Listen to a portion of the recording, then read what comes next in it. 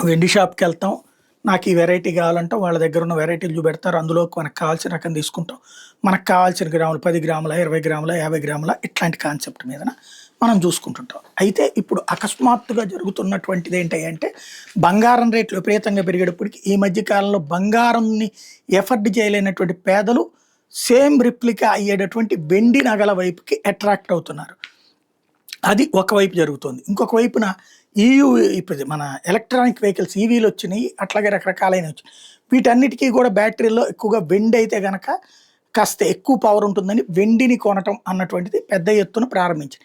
వెండి దీంతో డిమాండ్ పెరిగిపోయింది. సప్లై తగ్గిపోయింది. ఇటు ఇళ్లల్లో కూడా వెండి కంచం కొనుక్కుందాం, వెండి గ్లాస్ కొనుక్కుందాం, వెండిది కొనుక్కుందాం అనేటటువంటి స్టేజ్ నుంచి ఇవన్నీ వచ్చేసినాయి. వీటన్నిటి ఇంపాక్ట్ ఇప్పుడు సిల్వర్ అనేటటువంటిది ఒక పెద్ద డిమాండ్ కిందకి మారిపోయింది. ఇప్పుడు సిల్వర్‌కి సంబంధించి షార్టేజ్ అయిపోయింది. విపరీతంగా కొనుగోళ్ళు 1,75,000, 1,80,000 ఇప్పుడు చెన్నై లాంటి చోట్ల 1,90,000 అట కేజీ. దాంతో విపరీతంగా అది కొంటా ఉండేటప్పటికి అక్కడ బులియన్ మార్కెట్స్‌లో సిల్వర్ కొరత ఏర్పడిపోయింది.